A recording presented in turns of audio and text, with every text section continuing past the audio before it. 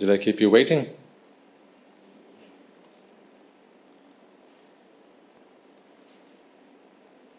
What about all the time you kept me waiting? I've been waiting for 6 long years to talk to you. Where were you all that time?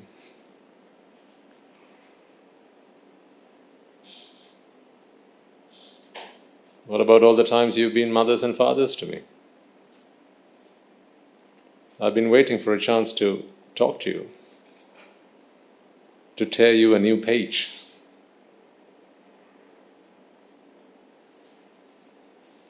To repay all the debts that I owe you. So, I have to start with an apology. There were a few technical issues, I'm informed.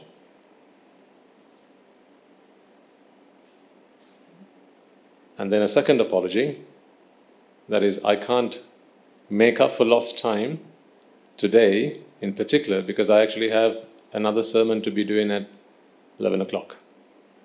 So as soon as I'm done here, I have to take my leave. I'm not going very far. It's all set up in the college premises itself.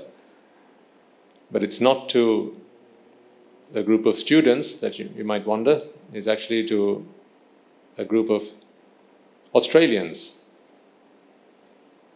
2 of our monks are in Australia right now. And they have been there for the past 3 months. This is their second tour, spreading the Buddha's teaching, trying to free every man, woman and child on this God's earth, under the sun. And today they have a retreat, a meditation retreat, a 2-day program. And it concludes today, so they've requested that I speak to them at the end of the program. And because of the time differences, I have to be talking to them, or I have to start my talk to them by 11 so that they can conclude theirs on time. So therefore I'm not going to be able to make up for lost time today, but I'll make it up for you later.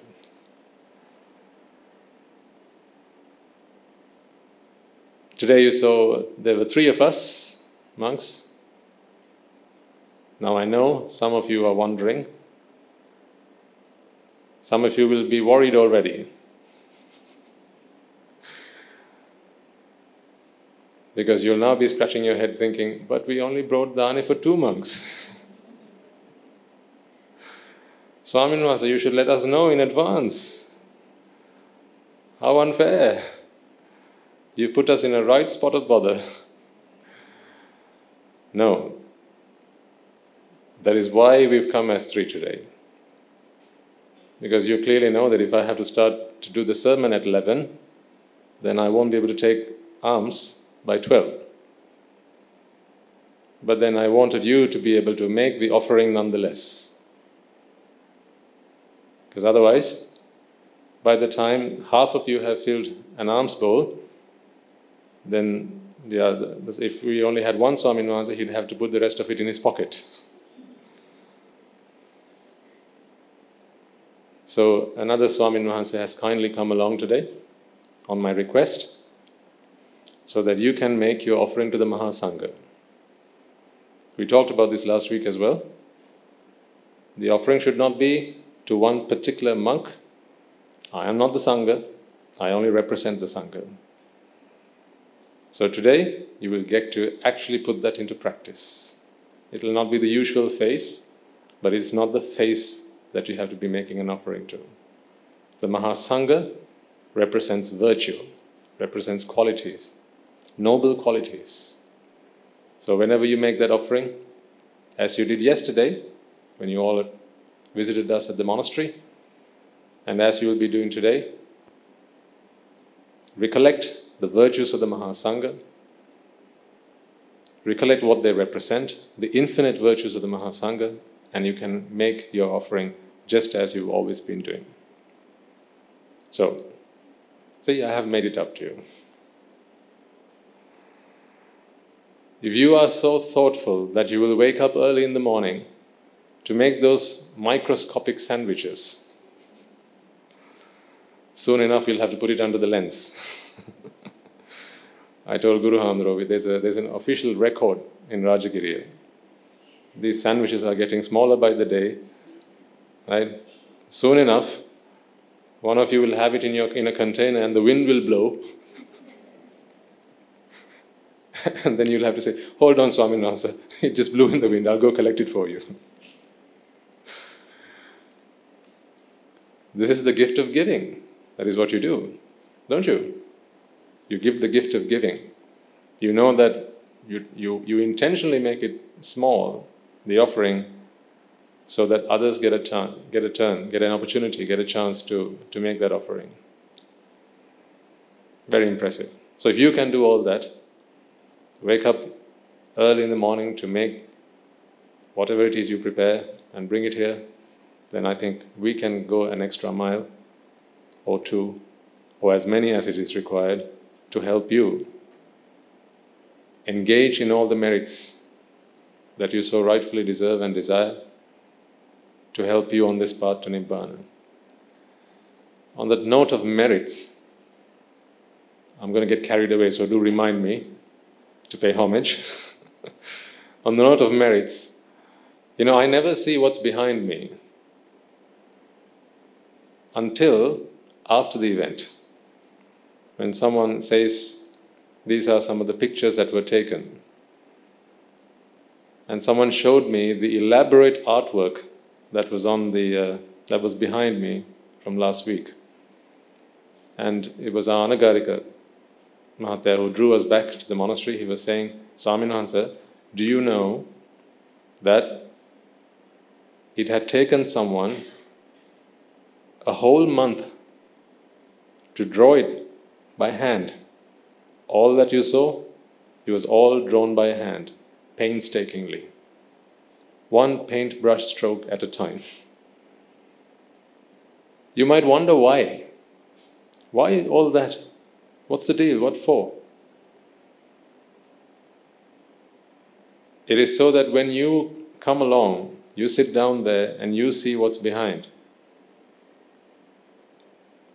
If you look at that and you are impressed, pleasantly impressed, in your mind arises merits, because you realize that this is an offering made to the sasana. It is a veneration to the sasana. It is a veneration to the Buddha, to the Dhamma, and to the Sangha. And you are delighted by it. You rejoice in it. So those who do the deed as well as those who witness the deed, they both rejoice in it. And that is what it is for.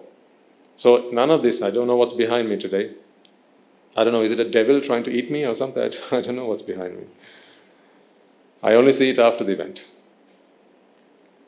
Because I don't come here for that. I come here to talk to you.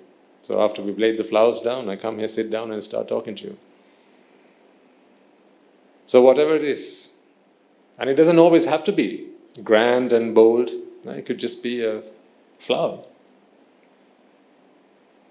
It could just be just a single flower, that's it. It is not the size that matters. It is the intention that always counts. So, those who can do big things, do big things. Those who can do little things, do the little things. But whatever they do, big or small, their heart is always big. And it is those intentions, that volition, that counts at the end of the day. So, whatever you do in the name of the sasana, big or small, whatever you do in the name of the sasana, and what does the sasana represent? Nibbāna. And I've received a question today as well, what Nibbāna entails. What is Nibbāna actually? So we'll start talking about some of those things today. Because you're so full of merits. You were here yesterday, not here, there yesterday, and we witnessed how you were and engaged in all those meritorious deeds. So I think it's time I made payment. Payments that are due. Pay my dues. So whatever you do in the name of the sasana, do it wholeheartedly, so that others can rejoice in it, others can be happy when they see it, and so on. Talking about merits again, please do remind me, I'm getting carried away.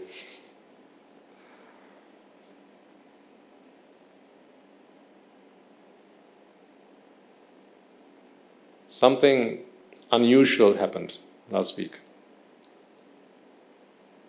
And I'm sharing this story with you because the intention behind me relating this story is such a wonderful one. Last week on the way back to the monastery, I received a call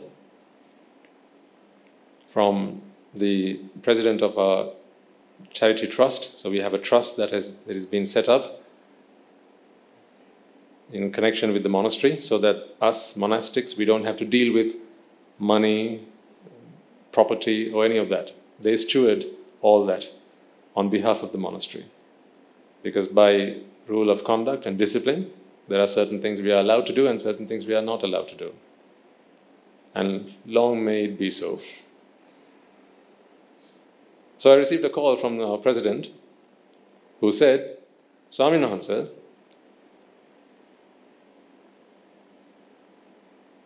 what have you been telling these people? I said, what do you mean? Have you been asking them to make any offerings? I said, well, I asked them to come to the monastery for Dakkinayu. I asked them to, whatever offering they make them in the name of the sasana, but I'm not sure what you're talking about. I haven't asked for anything specifically. He said, someone among you rang him up and had said that they wished to make an offering to the Mahasangha, and they wanted to offer a motor car so that the Swamin Wahanse can come comfortably to the sermon in Rajagiriya. So he was asking me, have you been implying that such a thing is required? I said, well, I did say hamoma sadhukarayak denna, but I didn't say sadhuta karakak denna. Yes, that was his response as well.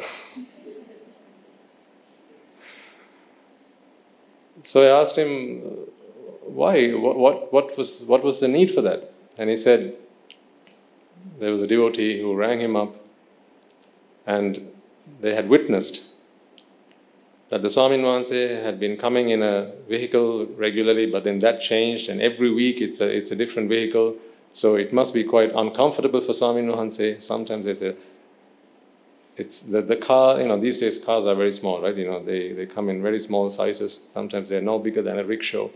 And to come all the way from the monastery, and so that the journey is safe and the monks can arrive comfortably, they wanted to make that offering to the sasana.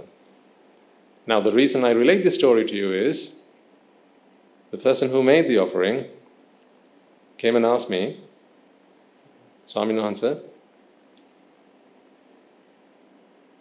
I have made this offering to the Mahasangha. As you have so rightly pointed out, and as you have so rightly enlightened me, it is not an individual that I need to be making any offerings to, and I have made it to the Mahasangha, to the sasana, and I wish to talk about this offering, to my friends, to my family. However, there are those in and amongst my circle of friends and my family who don't really yet understand what the Mahasangha entails. Because what they see on the newspapers, they see on the television, and they're not very impressed by what the Mahasangha represents. In fact, they are very unimpressed. And so they often question my intentions. So, although I would like to let people know that I have been able to make this offering and therefore allow them the opportunity to rejoice in the merit, I don't have friends or family who will do so. So what do I do? So this was not a request that came from this person. But I realized soon enough that there are friends and there are noble friends. There's family and there's a noble family. These two are different. One is your blood family, the other is your noble family. So I reminded, there's always the noble family, there's always the noble friends. So today, we are amongst a noble family, noble friends, who understand what nobleness entails, who understand what the noble triple gem, that word again, gem, who understand, who comprehend the Buddha, the Dhamma and the Sangha. So, if you will allow me, I would like to share that story, the offering that you have made to the Sasana, with everyone in our noble family, as I'm sure they will all rejoice happily and gladly and gleefully. So, there you go. Such an offering was made in the name of the Sasana. And just as when the Jethavanarama was offered to the Buddha 2,500 years ago, there was a man who stood by the side with his palms together and rejoiced with the sadhukara.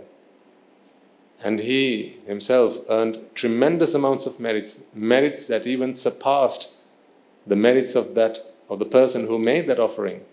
So can you all.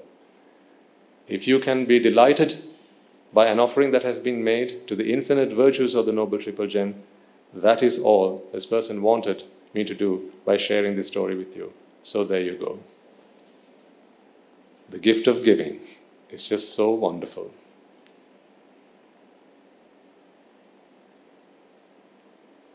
So, sadhu to karo ne, just to be clear. So when I say give a sadhukara, just give the sadhukara.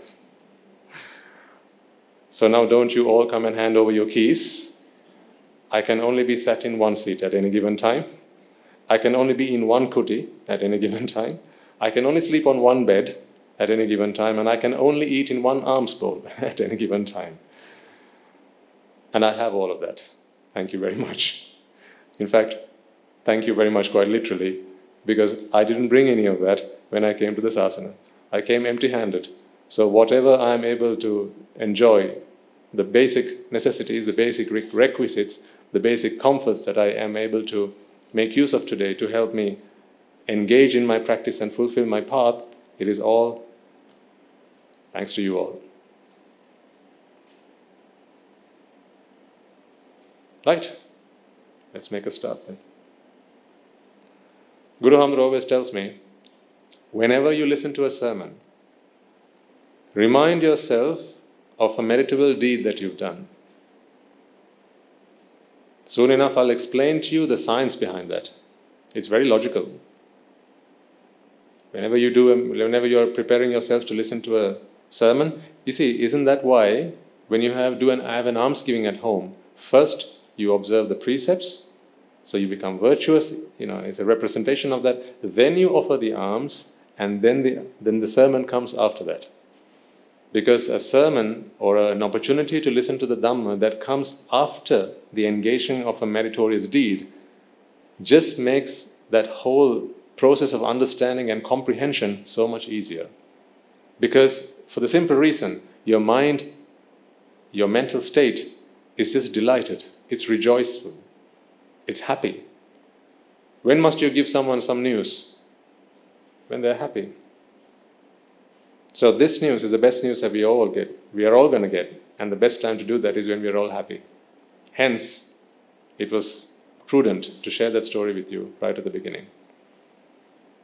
Right. So then, without any further ado, let us bring our palms together in veneration of the Supremely Enlightened One, He who is the most magnificent one, the infinitely merciful one, the epitome of wisdom, the fount of compassion and loving kindness.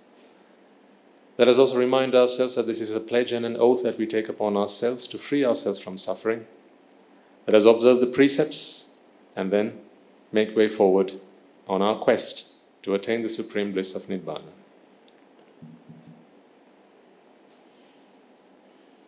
Namo tassa bhagavato arahato Samma Sambuddhassa Namo Tassa Bhagavato Arahato Samma Sambuddhassa Namo Tassa Bhagavato Arahato Samma Sambuddhassa. How about we drive right in? Shall we? What is Nibbāna? Are we ready? What is Nibbāna? We're all aspiring to attain Nibbāna. We all want to attain Nibbāna. Some people are hopeful that it will happen to them eventually. Some people hope and dream and aspire for a Nibbāna that will come to them in a future incarnation. Maybe not in this birth, but maybe in a later birth. But whichever birth it happens in, what is Nibbāna? We need to know the destination we are heading for. Otherwise, we are just as lost as someone who doesn't even start making that journey. So what is Nibbāna? You may have heard on some occasions when at the end of a meritorious deed, right, perhaps a Sami Mahanse or someone might do a merit transfer and then remind you to resolve that by the power of these merits, may we witness the advent of the Maitri Buddha in the future, whenever that might be. And until such time, may we live happily in the divine abodes, and when the Maitri Buddha's time it is to come back to the world or come into the world as a human being, may we all gather in the same congregation, listen to his teaching, become a Sotapanna, and then go on to become an Arahant and attain Nibbāna that way. Some might think that Nibbāna is a state of, it's an immaterial state where there is no matter, but it's just the mind that is in a blissful state. Some might think of Nibbāna as a place where there is no mind, no matter, but it's a state nonetheless. Some might feel that it's like going to Colombo.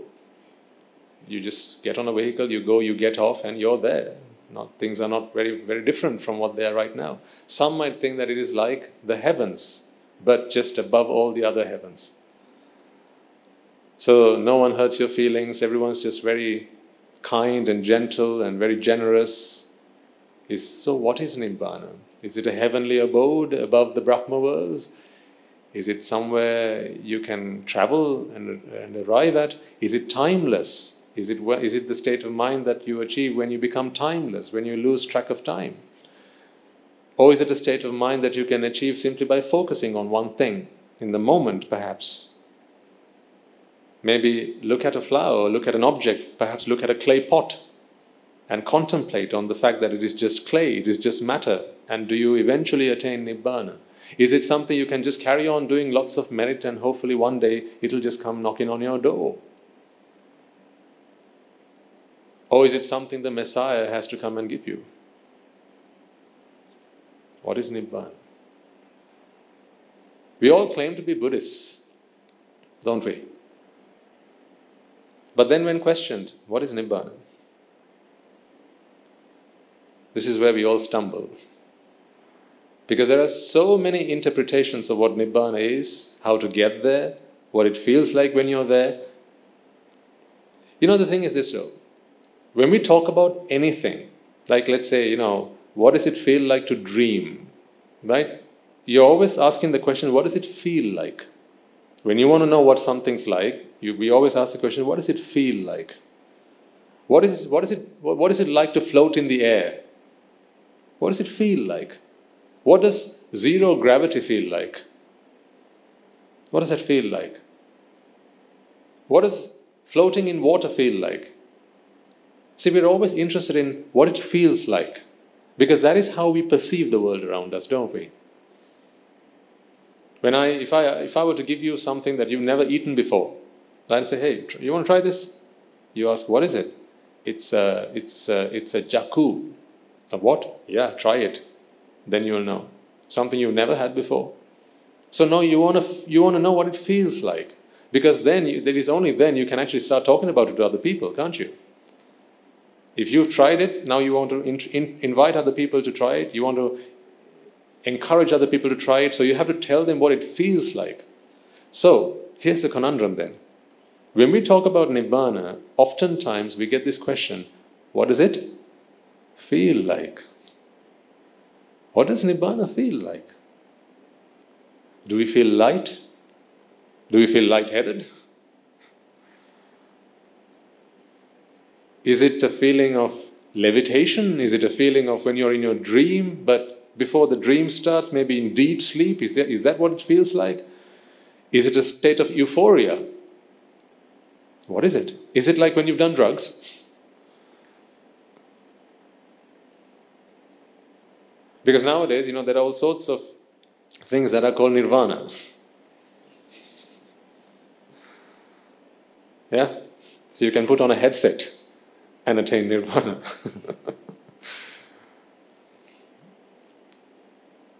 You can go there every evening. Nirvana. So what is nirvana? What is Nibbāna? Are they one and the same?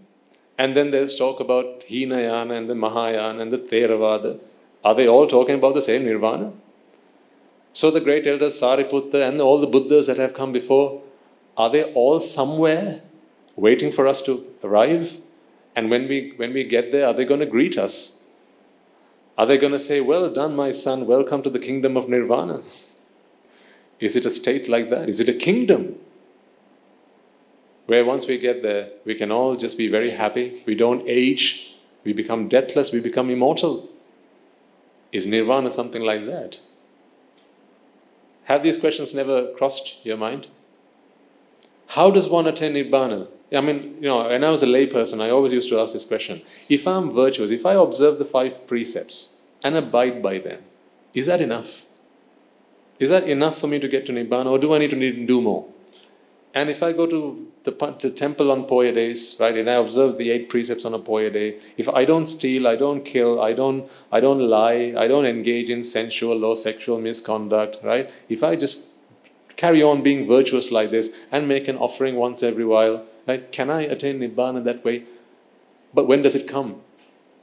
Is it something that I'm going to realize when I'm older? Am I too young for Nirvana? See, questions. See, the reason that most people are not aspiring to Nibbana is because they frankly don't know what the heck Nibbana is. Why are so many people trying to work so hard to get into university? Because they know what it is. Why are so many people trying so hard to get to America? Because they know what it is, and that's the promised land. Because when you get there, you can make dreams happen. You know what it's like. At least you've seen it on TV.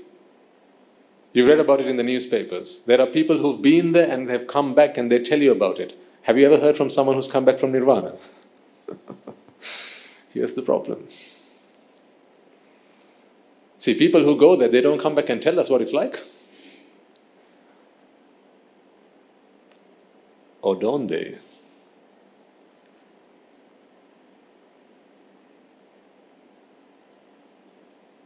What if you could just get a glimpse into Nibbāna? What does it look like? Is it tangible? When you're there, can you look around? Can you touch things? Will I have everything I have now? Will I have my family there when I get to Nibbāna?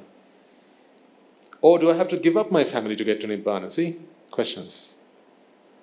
And when the alternative is, I don't know Nibbāna, but to get there I have to give up my family, which is what most people talk about, letting go. We've talked about this in the past, right? Letting go. If I have to let go of my friends, if I have to let go of my family, I have to let go of all the material things I've worked so hard to acquire in all my life. And then you tell me once I've done that, I can get to Nibbāna, but this Nibbāna, I don't even know what the heck it looks like. Is it big? Is it small? Can I squeeze through? Is there enough room for all of us? Apparently 512,000 Buddhas have gone there, along with all their disciples. So is there room for me? Do I have to pay tax while I'm there? Questions.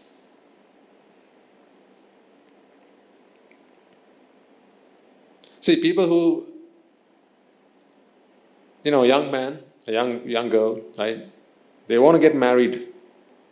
Someone who's never been married before, they still want to get married because they have people who are married and they tell them what marriage life is like. Well, not all of it, but at least half of the story.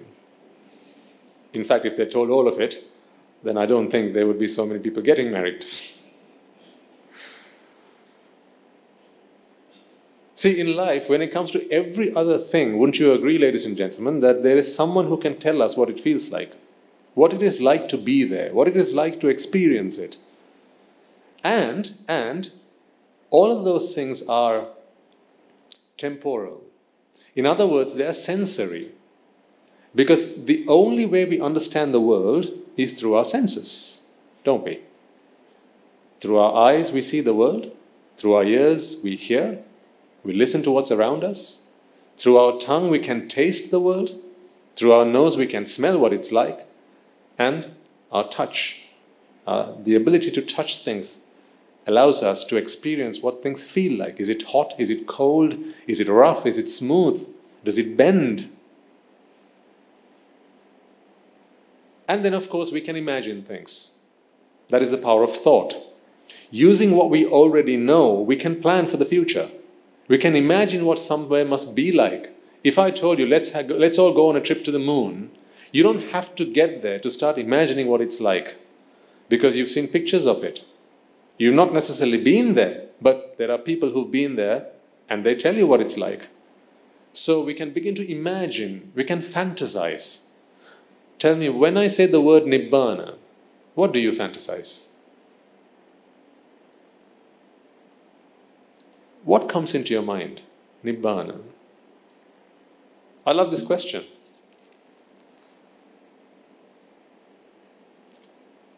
Wouldn't it be immensely beneficial? And wouldn't we see enlightened individuals such as Arahants among us if we were given a clearer understanding of what Nibbāna truly represents and the nature of the mind in the realm beyond mortality? What is this state that is referred to as deathless? Can one be reborn in a materialistic sense from that realm? So is it somewhere where you got to get yourself a visa, and when the visa runs out, they kick you out? Do they have immigration officers there? And once you're there, what if you do something bad, something naughty, something mischievous? Do they kick you out of it? Do they have law enforcement agencies there? Or is it that when everyone gets there, they're all so virtuous that there is no evil soul, not a single soul that is evil. They're all just very kind and very gentle and very nice. So when I say Nibbāna, dear Buddhists, I ask you, what comes to your mind? If I ask you to draw a picture of Nibbāna, something that represents Nibbāna, what might you draw? Here, I'll give you an invisible pen and an invisible piece of paper. Now draw me an invisible picture. In your mental world, okay, draw an imaginary picture of what Nibbāna means to you right now. And hold it up so I can see it. All right, nice. Very colorful. Oh, it's big. It's got craters as well. Oh, it's flat, is it? Yours is triangular, sir. Is that what Nibbāna is to you? What is Nibbāna? This is the age-old problem. In fact, every man, woman, every soul that went to the Buddha went looking for the answer to this question. Sometimes they didn't even know the right question to ask. Let me put it this way, to put it quite simply. Have you heard of homing pigeons? Homing pigeons? You know, these pigeons, they were used to transfer messages back in the day. Right? You take the pigeon, you tie a little message on its little legs, excuse me, and then you let it go. But it has the ability to locate home. So, no matter how far it goes, it will always come back. That's why they're called homing pigeons. Why do I make a reference to a homing pigeon? Because we are all homing pigeons.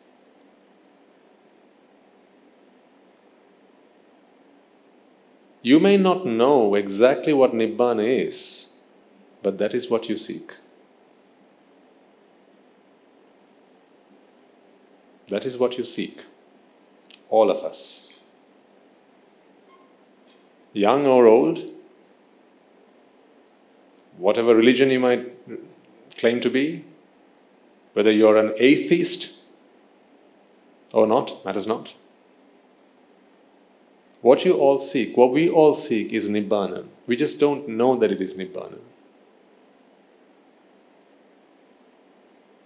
Because we don't know what Nibbāna is, we seem to be doing all sorts of things to get there. Sometimes to get there, sometimes for it to get to us. Now, let me ask you this question as well. So, we're having this discussion about what Nibbāna is. I'll give you the answer, don't you worry. But I need to to get you to start thinking about and to dispel some of the preconceptions that you might have. Because one of the toughest things to do is to teach someone something they already know. That's why it's really difficult to preach to Buddhists. No offense, and hopefully none taken. Give me a bunch of Muslims or Christians, I can make them arahants soon enough. But give me a gathering of Buddhists, I can preach till the cows come home, and the cows will come home.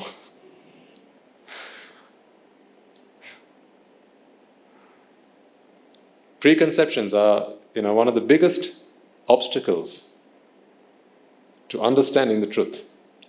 Because no matter what I tell you, right, and I'm not just talking about this talk, wherever it might be, right, your mind, without your knowledge, unbeknown to you, you'll be comparing it with what you already know. This is what I know, this is what I've just heard. How does it tally? Does it make sense? Does it overlap? Where does it not tally? Why is that? See, now you have two questions to answer when that is the situation. One, understanding what has just been said, and two, trying to reconcile the areas that don't tally. Now you have two problems. Whereas if you come here with a blank canvas, there is nothing to reconcile. What is told, that is what you take. If it makes sense, you accept it. It's like, the easiest people to teach are children. Aren't they? Young children. They absorb because they have nothing to compare with, nothing to contrast with. That is why they say, when the student is ready, the teacher appears. There's great depth behind that, folks. The teacher is already there. They're always there. But the student is not ready to accept. That is why they say, when the student is ready, now the teacher appears. The teacher was already there. They were always there. So, you may already have some preconceptions of what Nibbāna is. And every Sunday morning, may I ask you that you leave it outside. On your way back, you can all collect it, don't worry. I'll ask the janitors not to sweep it away. It'll be there on the way back. But while you're under this roof, and you have given me the opportunity to speak to you, I request that you set aside those preconceptions so that it's a blank canvas. Allow me to paint that picture from scratch. And if this doesn't make sense, put it to a side. You've still got your previous ideas, your previous beliefs, and you can run with that. If it works for you, great. But something tells me that it didn't work for you. What is that? You're here. Meaning, you're still bothered. Worry still worries you. Fear still grapples. You grapple with fear. Grievance still annoys you, bothers you. It takes over your life.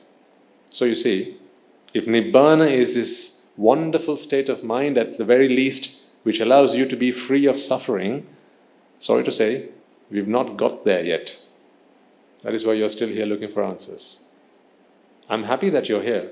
So I just ask, we leave those preconceptions to a side. I myself did not have any preconceptions, fortunately, when I met my teacher. But that is not to say I'm not willing to listen to someone who might have a different opinion. I'm not biased, and neither I am of blind faith. If anyone wishes to come and correct me, I'm more than happy to stand corrected, but it has to make sense to me. That's why I said I'm a monk second. I'm a scientist in a robe first. What I hear has to make sense first. Then I shall accept it. So what is Nibbāna?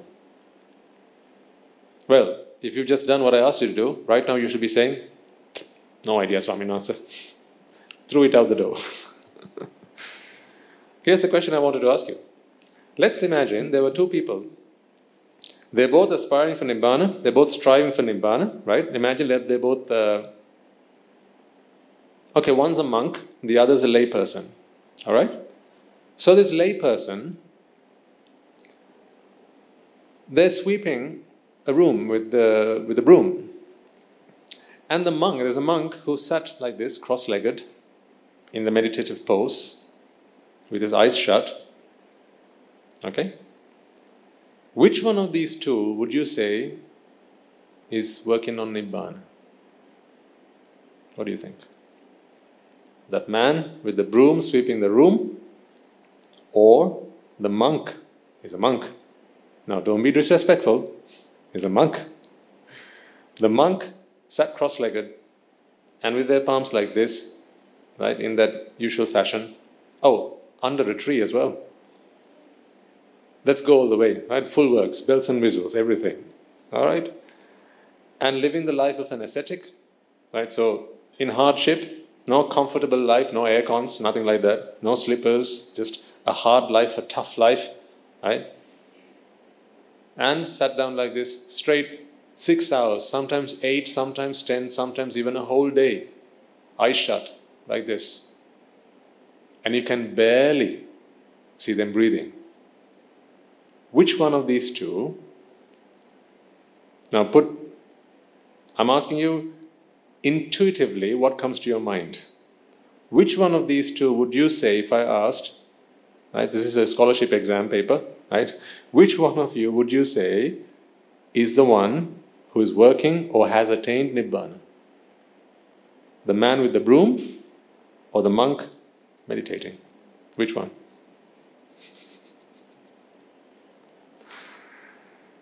And now that I asked the question, you're all speechless because you think I'm expecting the other answer. But just think about it for a second. If you say went to Tuparam, right, or say Ruwanvelisaya, and you saw a person, either be that a monk or a lay person, right, sat down in that pose, right, versus someone, let's say, who's picking up the rubbish, picking up litter, or maybe cleaning the altar, right? Which one would you feel more respect towards? More reverence towards? Tell me, which one?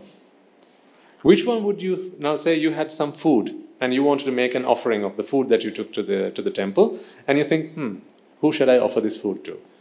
There's someone sat like this and there's someone who's cleaning the altar, picking up the litter. Which one would you take the food and offer it to? And feel that you're earning more merits and doing something more generous, something more charitable, something more valuable. Which one? Yes, the monk, the person who sat like that. Why?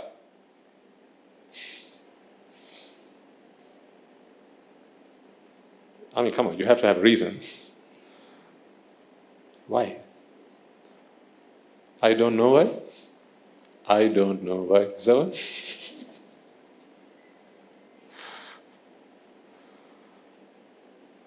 Because you think that is the path to Nibbāna.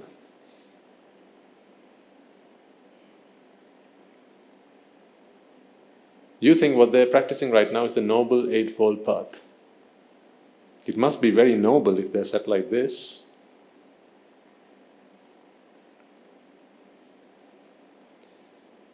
If you ever saw me sit like this, with my eyes closed, barely breathing, still alive, right? But barely breathing, and perhaps I'm doing this anapana meditation, focusing on my breath, or maybe going in and out,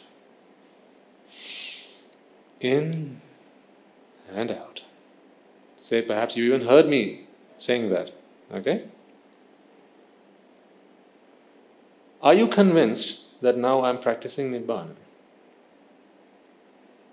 Could I not, just for argument's sake, could I not, while saying that, actually, in my mind, thinking of all sorts of lewd thoughts?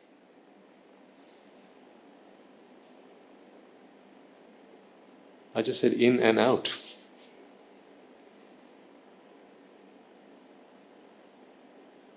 What makes you think that just because I'm sat here saying in and out, that I am working to my Nibbāna, and there's another person with a bucket in his hand or a basket in his hand walking around picking up litter, cleaning the place up, is not?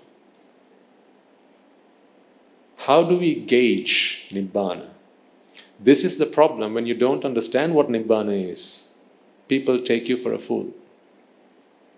Let's not be fooled about the very thing that is holy for us.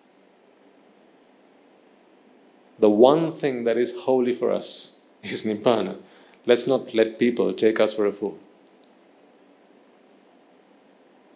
Two monks, another example. Two monks, one walking, looking around in this fashion. Another monk walking but looking down. Which monk is more virtuous?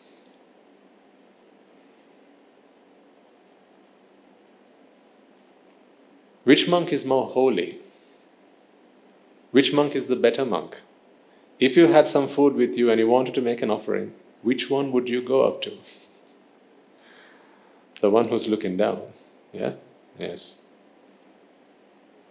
What if I said, that monk is probably thinking, I wonder what I might get for lunch today. And if I just carry on a few more steps, just looking down, people will think I'm very virtuous. And today just might be my lucky day.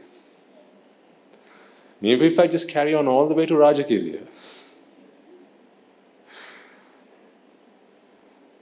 There's a dansal at 11:30.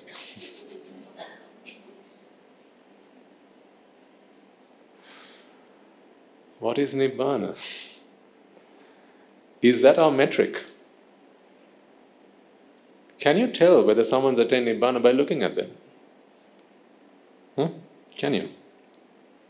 What if I start to levitate? Actually. Shall we try it? Right, on the count of 3, I want you to shut your eyes.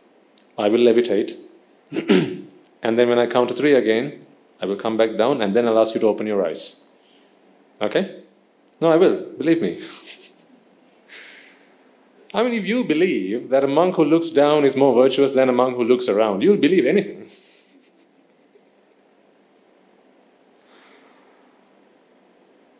How do you gauge someone's virtue? By looking at them. How can you say whether someone has attained Nibbāna if you don't know what Nibbāna is?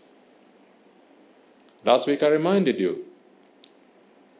Sāvaka Sangho, Atta Purisa Puggala, 8 individuals, Sotapanna, Sakrudagami, Anagami and Arahat, Marga and Phala.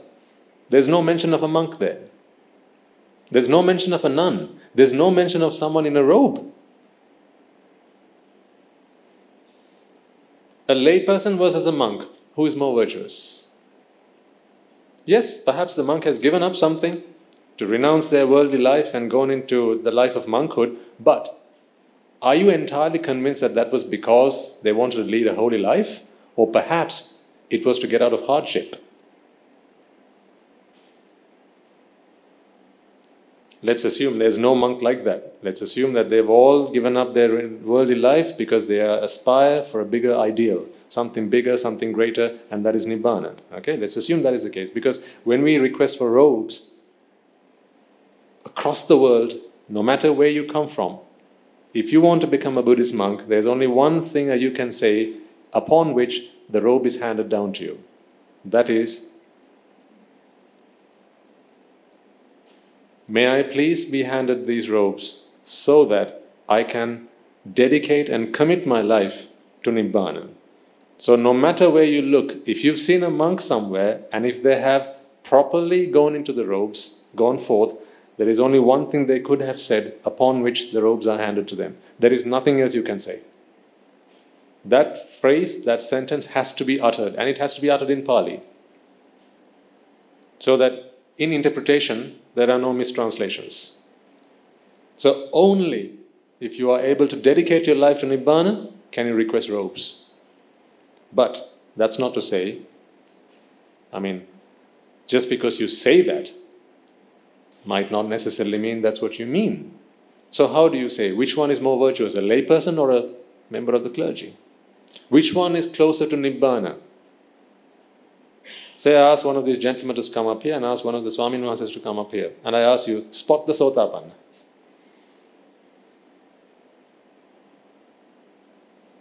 If I ask you to draw a picture of an Arahant, what would you draw? You draw a monk, wouldn't you? Typically. Are all Arahants monks? Are all monks Arahants? Well, it doesn't work either way.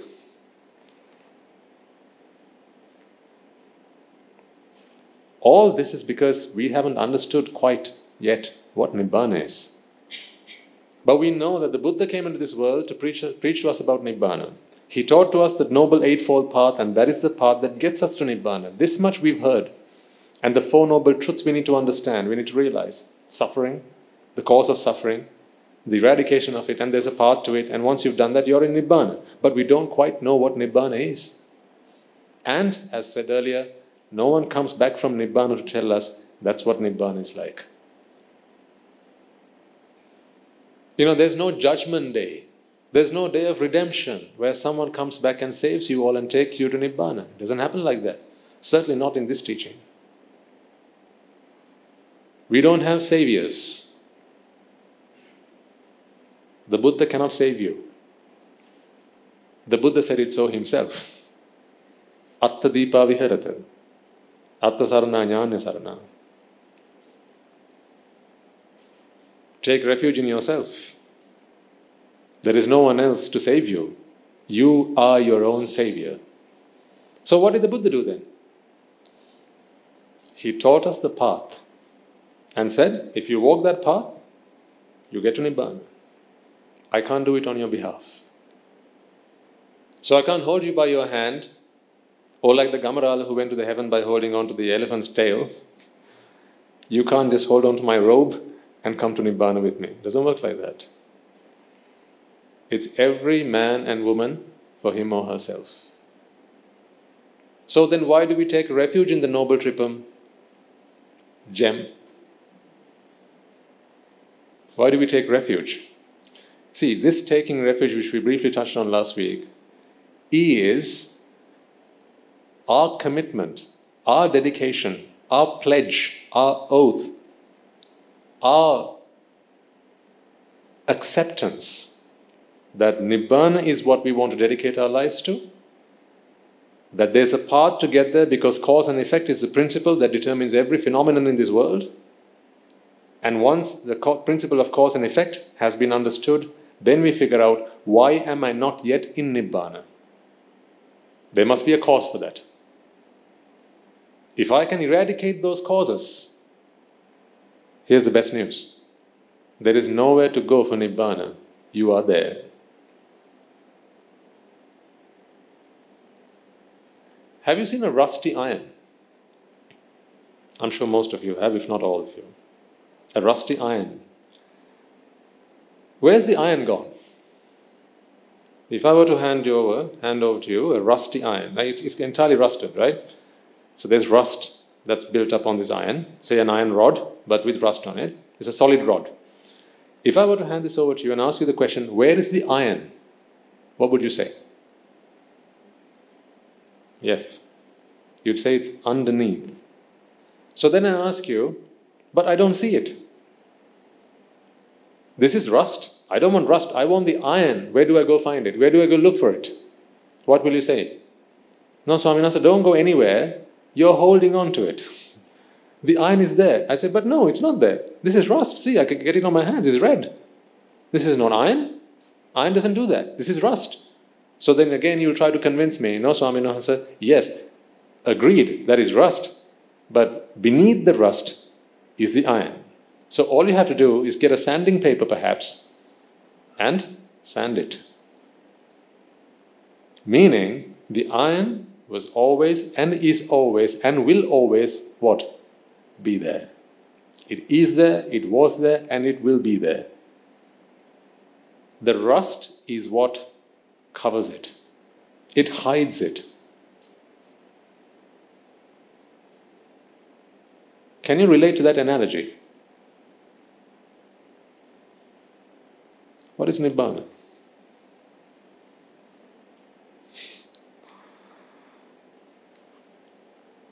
You are in Nibbāna. And then some. That's the problem. I'm going to draw on the board for you today. We've still got half an hour. At least if we can make a start.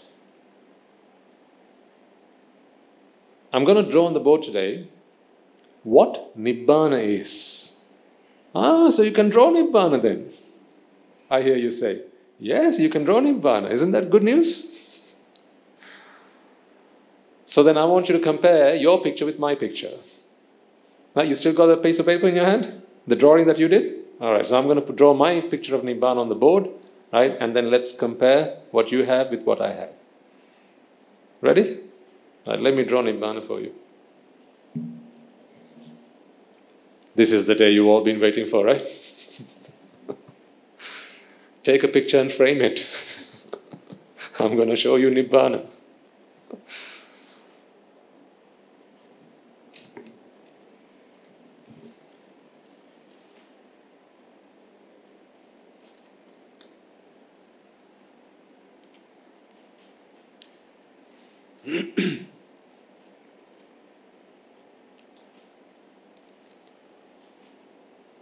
A moment ago I said that Nibbāna is with you.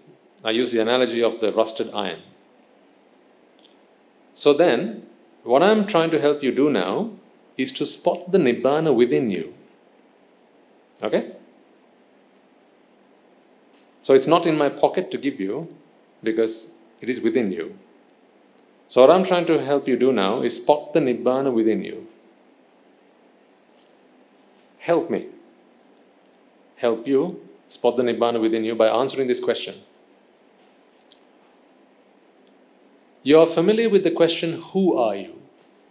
Aren't you? It's the one thing we know best. Who I am? Who am I, Swaminatha? Can I talk? Give me 2 hours, I'll talk about myself. I'm the best. That's who I am. So we are all very familiar with who I am. But today's question is a little bit different. What are you? It's not who are you today. What are you? Now, your answer cannot contain your name, clearly. Yeah? So if your name is John, now you can't say John because I didn't ask the question, who are you? I'm asking, what are you? When asked the question, what are you? What are some of the things you might have to share with me? Can we perhaps maybe pack you into 2 categories, if at all possible? Into 2 boxes. If we were to disintegrate whoever or whatever you are, not whoever, whatever you are, disintegrate you and put you into 2 boxes, right? Based on whatever knowledge you have right now, what would you say are the labels we can put on those 2 boxes? Can I propose maybe mind and body? That okay with everyone? So let's use what we know to go to what we don't know. Mind and body, are you all happy with that? I'm mind and body. You'll still say it is I who is mind and who is body. That's okay for now, right? But when I'm asking the question, what are you? Are you all comfortable with mind and body? All right, mind and body it is then.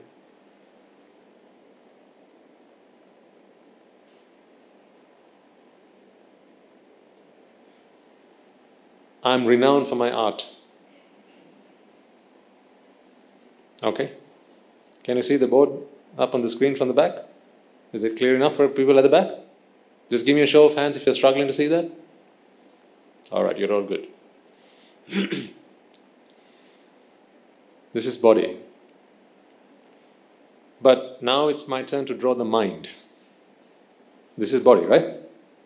So let's try and draw the mind. What does the mind look like? Is it some kind of blob? I mean, do we draw the mind like this? Is it a straight line? Is it a wavy line? Is it perhaps like an electric shock? What does the mind look like?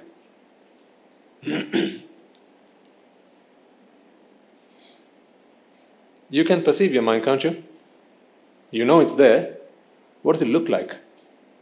If I asked you to draw your mind on a piece of paper, what would you draw? If I held a gun to your head and said, draw your mind on a piece of paper now, what would you draw?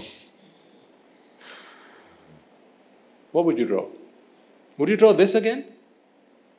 Would you? No, clearly not, because that is the body, right? One evidence that this is just the body is dismember this body into its pieces, sever it, and you don't feel any less mindful. You still feel the mind is there, right? So cutting a part of your body doesn't make you feel that you have lost your mind. I mean, not in that sense, lost your mind, but you're still very full of mind or mindful. So then this cannot be the mind. So what is the mind? Is it a spirit? You can draw a spirit.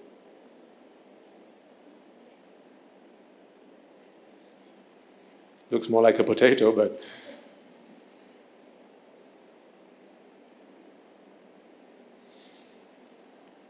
is it a spirit? When you die, does it escape and rise up into the heavens? Or get dragged down for eternal damnation? What is the mind? You know, the body is a thing. What is the mind? Is that a thing? Is that a big thing, the mind? Is it as big as you? So if this were a human mind, how big is an elephant's mind?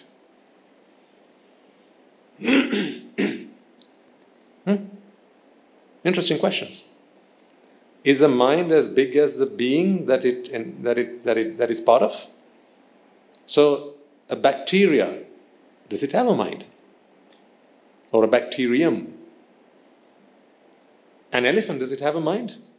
Does an elephant mind its own business? Is it just humans who have minds? Sometimes you look at things and go, that fan, it's got a mind of its own. Or the car, it's got a mind of its own. I'm turning left, it's going right. Huh? See, when do you say something's got a mind? You know, like that's a good example, in fact. You know, you try to turn something left, maybe your car, but it's going right, and you say, it's as if it's got a mind of its own. You say something's got a mind when it acts to its own will. Agreed? When something acts to its own will, we typically tend to say, it's got a mind. That's why you don't say that this has a mind, because it doesn't act to its own will. It cannot make choices. You put it down, it's going to be down until you come and pick it up. But if you kick someone down, they can pick themselves up. So what is this thing that has a will of its own? How big is it? How small is it? Frankly, we don't have an answer to that. So, as I can't draw the mind on the board, how do I talk to you about the mind? I need to be able to represent the mind to you so that when I draw it on the board, you know what I'm talking about. So that I don't always have to keep saying, that's the mind, that's the mind, that's the mind. Right? So, I want us to agree on some symbol that we can use to represent the mind. Are we all deal? Are we all good with that? Let's just come up with some symbol that we can use to represent the mind, because quite frankly, it is not something that has a shape. If anything, it's like an energy. It is an energy, in fact. The energy to think, the ability to think, is the mind. That is why we say anything that has willpower, meaning something that can think, is the mind. Something that can convert physical vibrations to an electrical current is called a diaphragm or a microphone. So that is what this apparatus does. So then the mind is also an instrument, and that instrument can think. So now we all have one, don't we? Is it just one we have? How many minds do you have? What about if you have split personality? There's such a thing called a split personality disorder as well, isn't there? Sometimes you feel you're masculine, other times you feel you're feminine. There are people like that. One of our Swami Nuances studies psychology to help people work out and figure, because in the future people will not accept Buddhism as at face value. We'll have to convince people that it is what Freud said. And then they will accept it. Tell them that is what the Buddha said. Rubbish. See how far we are prepared to go?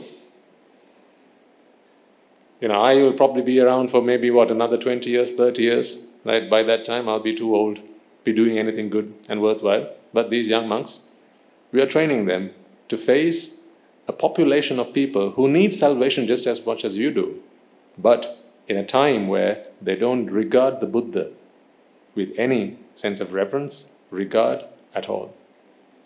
Because the world is becoming more and more materialistic, right? And science, not real science, make-believe science, because that is what science is. Science is what you believe today. Tomorrow, they change it all. But the Four Noble Truths is not so. It is, and it will be, and was always the same deal. It's the same thing. So in a world where people are becoming more and more science-based and less focused on their spiritual development and trying to actually understand the real truths, we need to find a way to give them refuge. So that's why in a few years' time we'll be saying, Freud saranam gacchami. And then people will believe. If Freud said so, must be so. So they're studying psychology. So one of our young monks told me that there's a case where someone has 21 different personalities. I think one of the cases that is widely discussed in psychology, 21 split personalities. So they identify themselves as 21 different individuals, and when you're one of them, you don't think that or feel that you're the other. Completely different. So I have this question then to ask you, how many minds do you have? When you say, I can't make my mind up on something, is it Indian or Mongolian today? Shall we eat in or take out? I can't make my mind up. Why is that? Because there are two voices in the back of your head. Yeah? Do I say yes or do I say no? Will you marry me?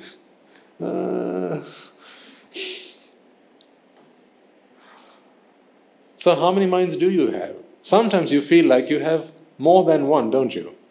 And they're at battle with each other. So then you have the one with the halo and the other with the devil. Yeah, on the two shoulders. They're simple representations of when people are good and, evilness and goodness. They manifest in the mind. So, for the time being, shall we just say that there's just one mind at any given time? At any given time, there's just one mind. And because we are struggling to come up with a pictorial representation of it, I'm just going to say, let's just use something to represent it. All right? So, I'm going to propose, if that's all right with you. I'm not going to go for the straight line. I'm not going to go for the lightning bolt. I'm going to go for something like this. A sine wave. Is that all right? Am I allowed to proceed? No, we protest. I need a straight line. All right, so we've got a wavy line. There's a reason why I've used this, but more on that later. For now, I'm just happy that you're happy with it, because we don't know how else to draw it. So, now before my time runs out, I have to explain to you what Nibbāna is. Otherwise, I'm going to leave you on a cliffhanger. That wouldn't be very nice, because you will not be very Nibbānic for the rest of the week.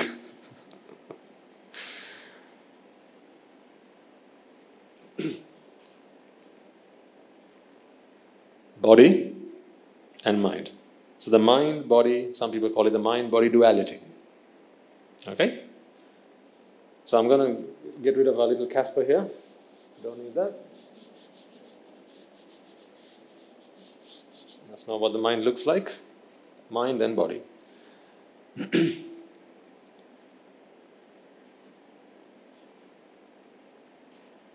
A moment ago, we discussed and we agreed that the mind is an instrument. Such as this is the instrument that converts vibrational energy to electrical energy. The mind is the instrument that allows you to think. So when I say, think about the last time, what part of you starts to work?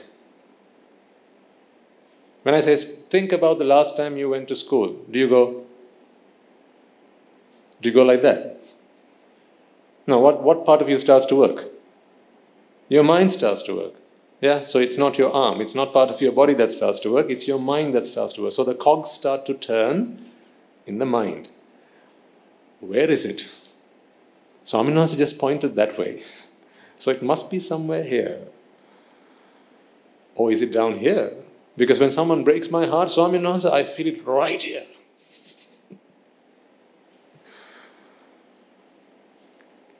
But when I'm hungry, then it's right here.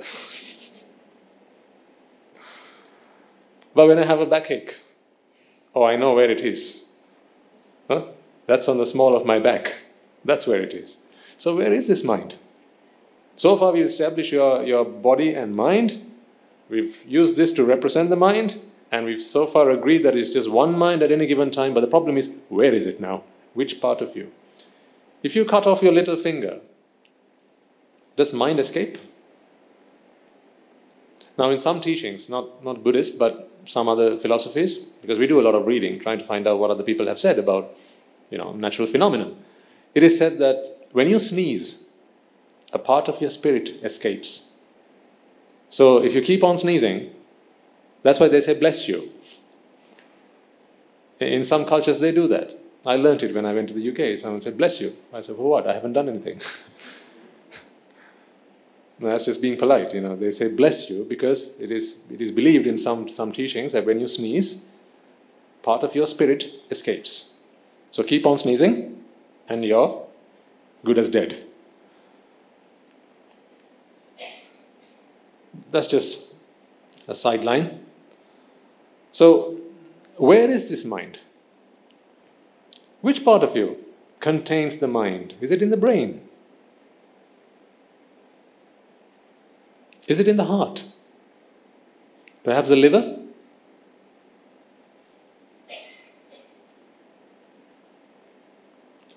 When you do a heart transplant,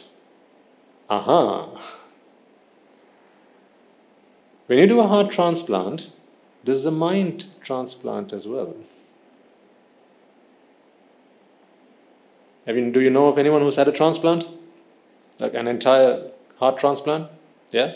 So, before they went into the surgery room and after they came out of it, were they a different person? So they went in saying, "All right, honey, I'm going to go in for the surgery. Wish me luck." And they came out saying, "I'd like to get married to you." Is that how it happened? No, the same person that went in came out, right? But the heart was transplanted. Perhaps it's in the kidney. Is it in the kidney? So if you transplant the kidney of a dead man, do they live on?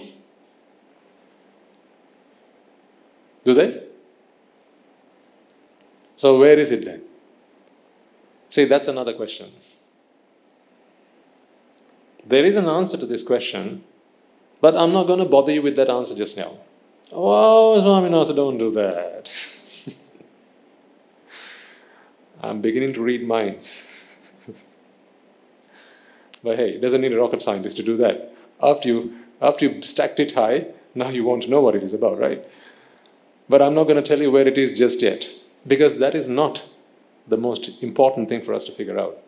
Because you see, imagine you're in the jungle, you're out on you're just going on an escapade. There's a hunter with his bow and arrow. It's a poisoned arrow. He shoots it at you. The arrow strikes you right in the heart or in your chest. You've got very little time in which you can pull it out and stop the poison from seeping around your body and save your life. Which of these things would you do if you were struck by this arrow? Someone comes to try and help. Let me get that arrow out of your chest. Oh no, hold on. Who shot it? We can worry about taking it out later. First tell me who shot it. Where was the arrow made? Is it made in China? Is it the cheap stuff? Or is it the good stuff?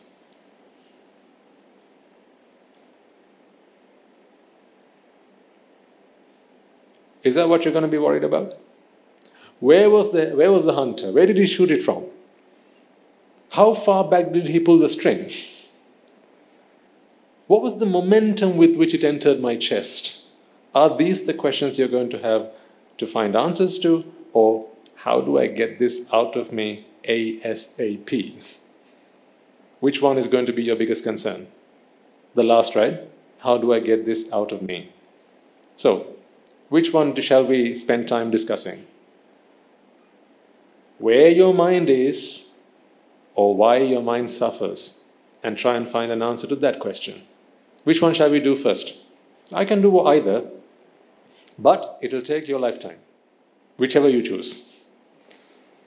If you want to find out where the mind is, let's talk about that, right? But I'll have to explain every cell of your body and every detail of the Abhidhamma to help you understand that, but you'll have to be here until the end of your life. Or you can also be here until the end of your life, and I'll explain to you how to free your mind from suffering. Which one are you game for? Number 2? All right. Are we all in agreement about that? Do you have senses? Consensus? Yes? Excellent. You're an intelligent audience. Don't major in the minor stuff. It's good advice my mentor gave me. Don't major in the minor stuff. Whether it is in business, because I had a mentor when I was in business, in my professional life, that man taught me a lot of things I know today. About management and leadership and all the good things that we use today to run a monastery that is 500 people strong. You couldn't do it on just learning what you learn at school. You need the principles, you need the laws, you need the philosophies, you need all that. You need to know business. You need to understand economics. So, I didn't know why I was learning that back then, but today I do.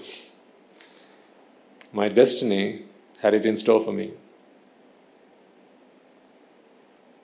So he taught me, don't major in the minor stuff. Let the minor stuff worry about themselves. Major in the major stuff.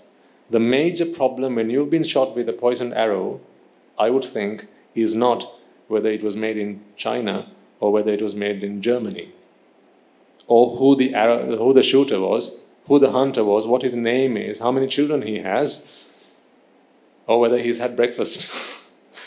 I think the problem is, how do I get this out of me? Because every second you leave it in there, the poison kills. Yeah? So we're going to major on the major stuff. Not where the mind is, but what the mind is, and therefore what does Nibbāna entail? Two things we have established so far, there's mind and body. This Nibbāna, which one do you think it relates more to? The body or the mind? Just share with me your honest opinion. What do you think? The body or the mind? The mind. Good.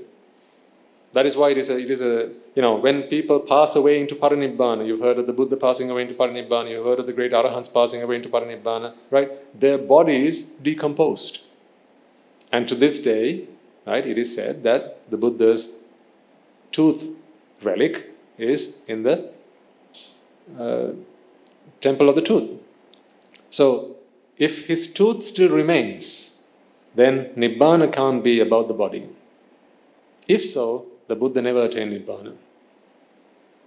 Agreed? So it is not about cleansing the body.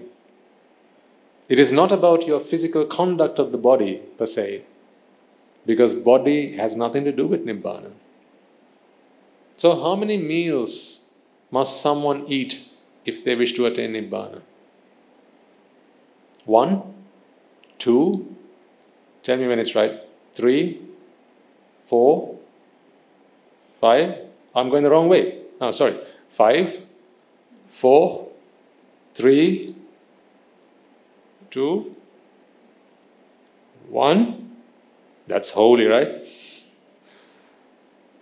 Someone who sustains himself on 1 meal a day is holy, right? Because they are working to Nibbāna, right? Come on. Let's get over that already. Food is for the body. The dhamma is for the mind. The dhamma is the food for the mind. What you eat, what you put in through this, is just for the body. So which one is more virtuous? A monk who has 1 meal versus a monk who has 3? There's a monk who wakes up in the morning and because he's hungry, he makes himself a breakfast, or he goes on Pindapata, has breakfast. And then come lunchtime, he has lunch. But he's a bit poorly, he needs some medication, so he also takes a gilampasa in the afternoon. And maybe another one at night. Because doctor's orders, he has to take it with his medicines. And then there's another monk, he only takes 1 meal every 3 days. Because the rest of the time, he sat under the tree meditating. Which one is more virtuous, which one is closer to Nibbāna?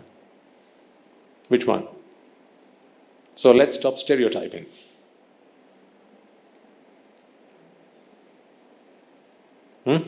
Let's stop stereotyping. Let's stop putting people into boxes based on what we understand Nibbāna to be.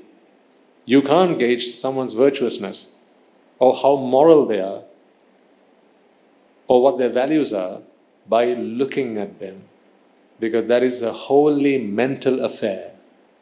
If you can read their mind, then you be the judge.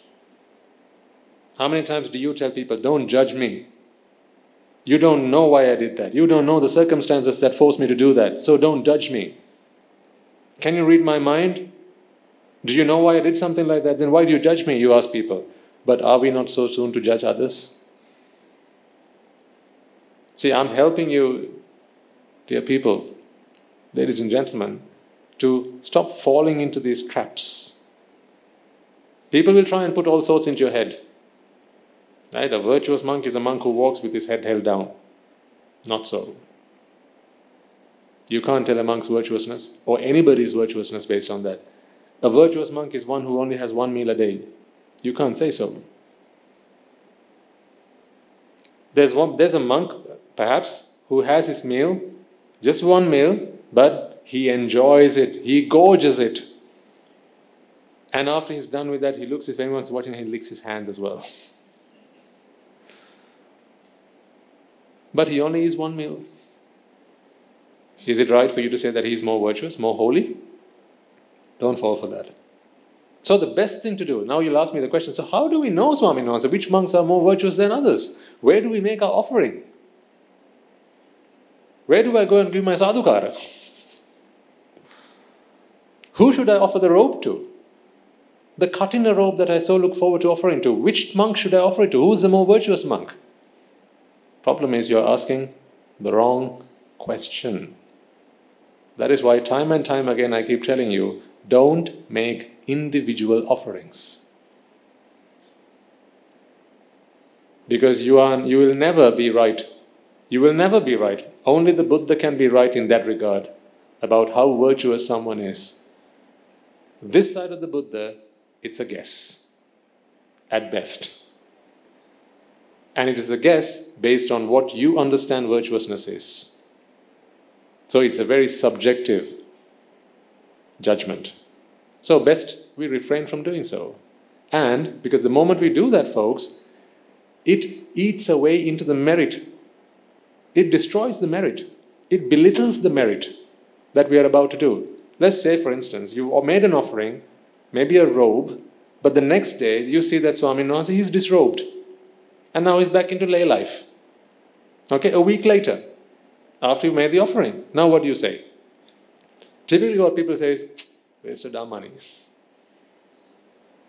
If I knew that this monk was going to disrobe, I wouldn't have offered the robe to him. See, what a waste of money. I shouldn't have done so. Yes, you shouldn't have done so. What? What shouldn't you have done?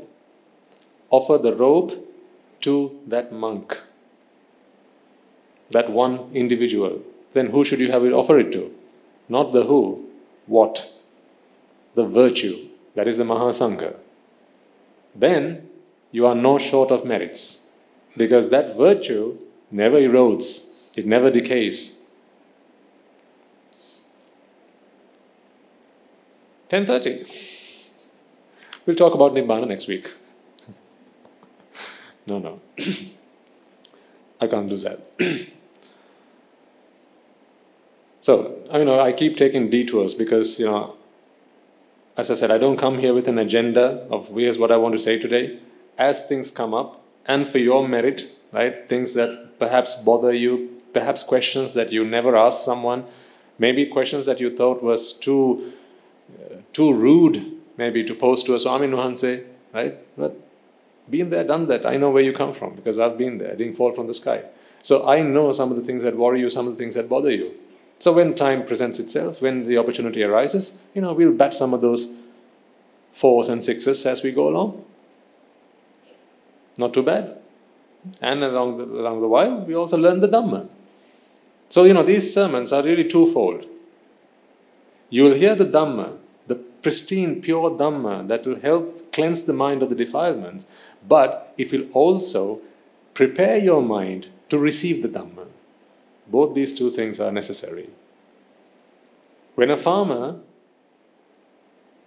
works at the farm, wishing to cultivate his land, he doesn't just drop his seed and expect for there to be a crop the next day. Before that, there's plenty of preparation that he has to do. He's got to first clear the land, take down all the weeds, chase away the insects, prepare the soil, till it, maybe add fertilizer, ensure that there's enough sunlight, ensure that there's a source of water. All this before he's even sowed the first seed. Once he's done that, and it's prime land to be planted, to be cultivated, then all you've got to do is just flick the seed. He doesn't have to work too hard after that. Preparation is so important. You know the old saying, right? Failing to prepare is preparing to fail. So in these talks, I will share with you both these aspects from time to time. We will talk about the Dhamma. These are the seeds that will grow on to become your Margapala, your understanding of the Dhamma. But at the same time, as a good farmer must do, we will prepare the land, we'll prepare the ground, and make it ready, fertilize it, prepare it for the seeds to germinate, for the seeds to grow and grow on to become, the big flowering and blossoming trees that they will one day, the big oaks that they will one day turn out to be. A good foundation is upon which all good things and great things are made. So that is what some of this is about. Back to Nibbāna, before I conclude. This is the mind. So we've agreed we are okay with just one mind, right? But we are okay with the fact that we don't quite know exactly where the mind works, right? But we know that the mind is the apparatus that helps us to think. So we think things. Now, what sort of things do we think? This will give us an answer to what the mind is. What sort of things do we think? What is this? Think and answer.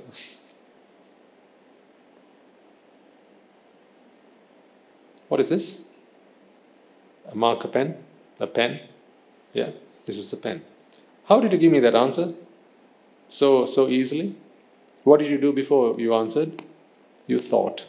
What happened before you thought? You saw. So you saw, you thought, and then you uttered. Do you see there's a process there? This is the input. Pen was the output. So there was a process in between. Translating this to pen. Because I didn't put pen in front of you. I just put a material object in front of you and you said pen. Do you see pen written on this? It actually just says whiteboard marker. It doesn't even say pen on it. But you saw this and out of your mouth came the word pen.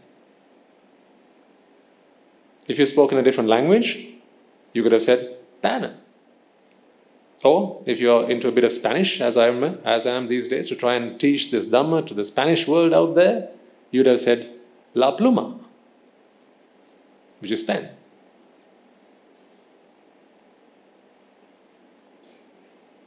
But it's not here.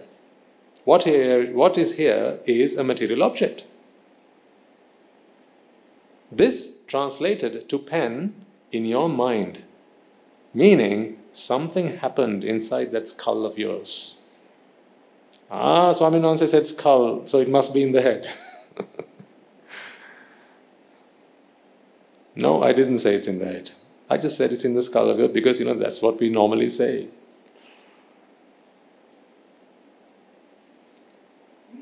So that was the thinking process that happened, or the thought process. This is the eye. I'm going to magnify the eye.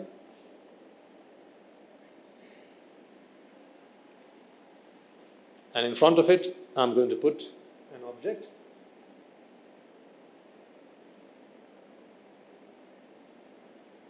Which is this pen. We know how sight works. Light rays from a light source. This is just basic preliminary science. Whoever thought you'd learn this or you'd hear this from someone who's come to explain Nibbāna to you? And there's a retina on which light rays fall upside down, all that good stuff, right? And then there's an electrical current that travels through your optic nerve to the back of your head. We are getting close to where the mind is. Go to the back of the head, to the optic center, which is somewhere here, yeah?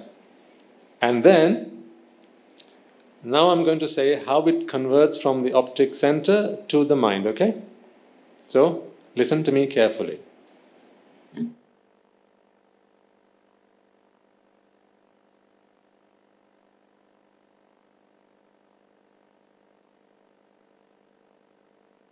And that's how the mind is born.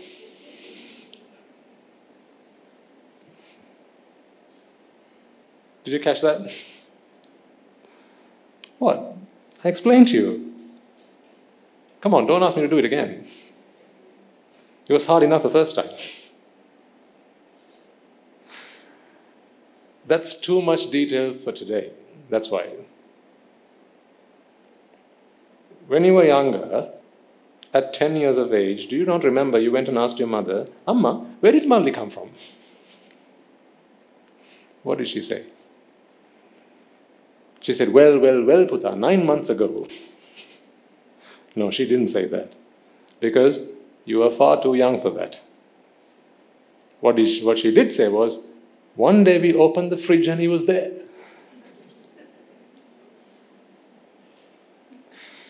You bought it.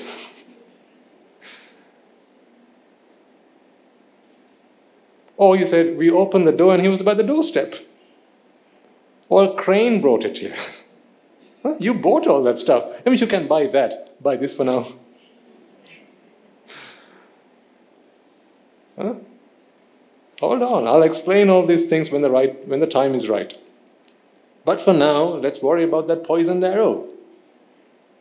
That poison is seeping through your body, through your veins, through your blood vessels, get into your heart, and it's going to take down all your vital organs. And before it does that, I have to save you. Pull that arrow out of it. So let's not major in the minor stuff. Somehow, if you didn't hear how I explained it earlier, somehow, when an object comes into contact with the eye, an electrical signal travels to the brain, and as I explained to you earlier, right, the brain does some magical stuff, and a thought is born. This is how a thought is born. In very, very, very simple terms, this is how a thought is born. And that is why, when I presented this object to you, in a fraction of a second, you said, it is a pen. You know this from this. And it takes you hardly any time at all to say that this is a pen and this is a duster. But if I asked you, how do you explain that? What is that phenomenon that works inside? What is that magic that happens that whereby you can put something like this in front of me and I tell that is a pen? What is it that goes on in the mind? How does the mind actually work, Swami no answer? Well, for that you'll have to tune in next week. But for the time being, although you don't know it, what I have just drawn on the board, ladies and gentlemen, is Nibbāna. I promised and I delivered. I know you're probably wondering, what? That's Nibbāna? And we came all the way for this? It says outside, a step-by-step practical approach to Nibbāna, and this is what you've been keeping from us all this while? This? A scientist could tell us this. A doctor could tell us this. This is Nibbāna? Well, I told you, you're holding on to it. You just don't know it. I understand you still don't see the Nibbāna here, but it's blaring right at you. There's the blaring obvious here, which you don't see right now. I'm not going to be here, I've not come here to show you something you don't have or give you something you don't have. I'm just here to help you realize. It's a wonderful word. Realize Nibbāna. With realization, you don't go finding or looking for something. You just realize it's already with you. If you put your glasses on your head and go looking for it around the house, turning things upside down, the whole place upside down, and someone says, you buffoon, it's on your head. What do you say immediately afterwards? Oh, sorry, I didn't realize. Meaning, the word realize has that connotation that it was always with you. That's why it's a realization of Nibbāna. Not finding Nibbāna, not seeking Nibbāna, but realizing Nibbāna. I'm afraid I'm going to have to leave it there for today. Because there are a bunch of Australians who need to hear from us. Today is the last day. But as you are giving up this opportunity so that they can get something, it is only right that you get something in return for that. See? If you give, you always get. So, my trusted Anagarikas at the back, will now put on screen a few photos of the program that our monks did and have been doing over the last few days in traveling across the land, from Melbourne to Brisbane to Sydney to Tasmania. Over the last 3 months, it's just been hectic. From place to place, they've been traveling, sometimes to rehabilitation centers, talking to people who are addicted to drugs, because drugs has become a huge problem there, massive problem.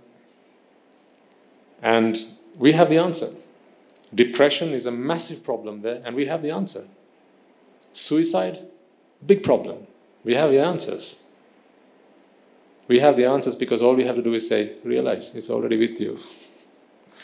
So let's watch some of those images, some photos from the events there, and I want you all to do what as you see them. Rejoice. People just like you and I, right? Under the skin, we're all the same. They're men and women just like us. They're all children of the Buddha. We are all deserving of the truth, right? It matters not whether they're on this side of the world or on that side of the world. It matters not whether they're Christians or Catholics or Hindus or Jews, right? We all deserve the truth, because the truth belongs to all of us. So they are now seeking that truth, and they are beginning to find the truth and beginning to find some answers. So let's put some of the photos on the screen, and as you watch them, you can rejoice in them. That first picture was the rehab center. This is the retreat. You can see them teaching the Australians how to do a Buddha puja. And the monks going on alms round. You'll be seeing them when they come up. Just as you do outside here. They've been giving those people the same opportunity.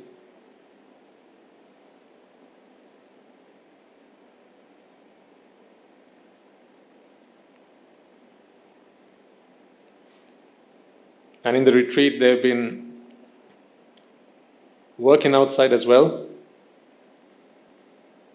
just attending to chores like cleaning up and so on, but with a difference. They were all taught how to practice the path as they work. So as they sweep the place, as they clear out the garbage, as they clean the garden, they are taught how to practice the dhamma. That is what you see the Swaminatha is doing. Because Buddhism is very practical.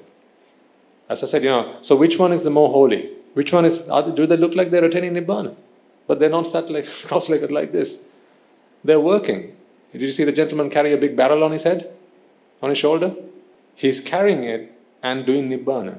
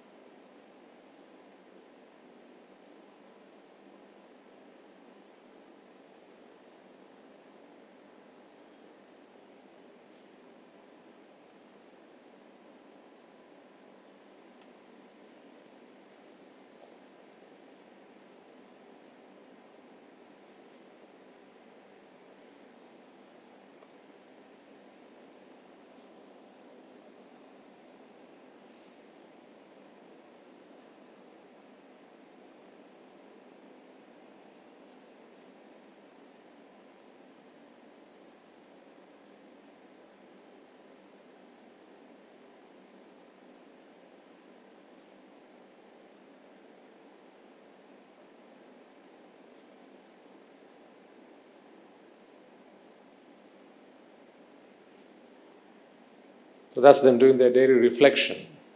They have been advised to keep a journal. So they're journaling their experience of the day and how they learn to work through the problems that they have in their lives through the dhamma. So that, the Swaminathas will return, but they have to stay back, right? They don't have what you have. A weekly coming together. See what merits do? This is what merits can do. For them, the only merit is for, perhaps that is the last meeting that they will have with our Swaminathas. But you get to see us every week. You get to do an offering to the Mahasangha every week. How often did you do alms before we started doing this? Maybe once a year.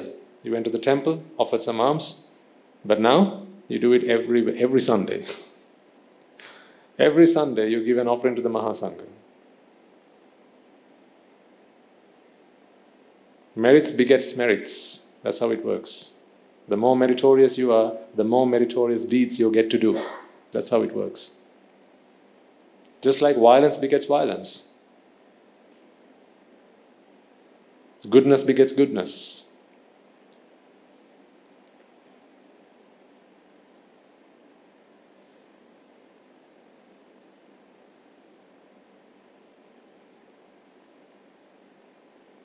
Now there's a bunch of children. And you see in the picture, the bottom, they're worshipping the Swaminathan for the first time in their life.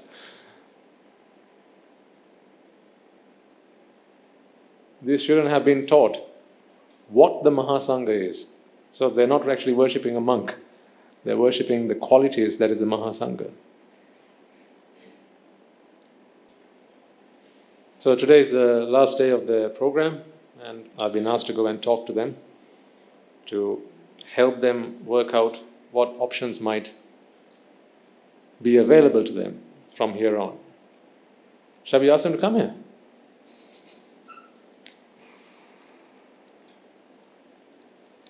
If they come here, will you look after them? As you have been looking after people who come along every week, sometimes the newcomers. You know, that is one of the main reasons why people keep coming back. Because of that hospitality. We are typically known for our hospitality anyway, but in this family of nobleness, this noble friendship, this noble association, this noble family, you remember how you were treated the first day you got here and what kept you coming back. So when you get to see someone come here for the first time, you treat them the same. Because you understand that if they miss this, they're missing a lot. So though you want to ensure that they keep coming back so that the change that has begun to happen in your lives begin to happen in theirs. Again, the gift of giving. If there was one phrase I could say to describe this community we have here, I would say, Gateway to Nibbāna, giving the gift of giving. I think that resonates across all of you, right from the start to this day. Really hats off to all of you who've been part of that ethos, that culture that we've begun to build in and amongst us. It's a wonderful place to be when people are like that. I enjoy coming here. I started coming here because I had to, but now I come here because I want to. As I see your faces, and I look forward to helping you take another step next week. I know next week we can take another step forward, help you move one step closer to Nibbāna. It's all worth it. That trek from Jethavanarama to here is worth it. Right, let's do the merit transfer and bring today's sermon to a close. I will have to leave immediately afterwards, so you can make your venerations to the two monks available here. If you'll permit me, if I am late, then they'll not be able to get the full use of the hour that they have set aside for that talk. So as soon as I'm done here, I will make my leave. Will you pardon me today to do that? Thank you very much. Again, the gift of giving. All right. Let us all take a moment then to transfer the merits that we have all acquired today by making offerings to the infinite virtues of the Noble Triple Gem, listening to the Dhamma and inviting the Mahasangha to preach the Dhamma. Let us take a moment to transfer these merits to the bhikkhus and bhikkhunis, upasakas and upasikas, with immense gratitude and gratefulness towards them, as they have protected and preserved the sublime teachings of the Buddha and passed it down through the generations of the noble lineage in the form of the Tripitaka, which is thankfully available to us today to study, understand and comprehend the Dhamma. Let us all take a moment to transfer the merits we have acquired to all of them. Let us also to remind ourselves to take this moment to transfer merits to all members of the Mahasangha present throughout the world, including the chief prelates of all of the chapters who dedicated their lives to the noble path and have committed themselves towards the betterment of all sentient beings. Let us remind ourselves that amongst them are the monks and nuns resident in your local temples and nunneries who have always been by your side through thick and thin, come rain or shine. Let us also transfer these merits to my teacher, Guru Swami Nuhanse, as well as all the monks resident at the monastery and the Anagarika and Anagarika communities attached to the monastery. Let us take a moment to transfer these merits to those who make great efforts to disseminate the teachings of the Buddha, be that by translating these talks, sharing them out with others, or inviting others to join them. By the power of these merits, if any of them have been born in the woeful plains, they redeem themselves and be born in the blissful plain. May they abstain from the unmeritorious deeds, fulfill the meritorious deeds, fulfill the noble eightfold path, and may they all attain the supreme bliss of Nibbāna. Sadhu, sadhu, sadhu. Let us also take a moment to transfer these merits to our devotees and friends of the monastery, who for the sake of merits to help them attain the supreme bliss of Nibbāna, continue to sustain the Mahasangha. This includes everyone from those of you who have contributed to the construction of the monastery, to those who provide the Mahasangha with shelter, alms, robes and medicines, as well as those who pass on their know-how and continue to extend their well wishes. May by the power of these merits, they abstain from the unmeritorious deeds, fulfill the meritorious deeds, fulfill the noble eightfold path, and may they all attain the supreme bliss of Nibbāna. Sadhu, sadhu, sadhu.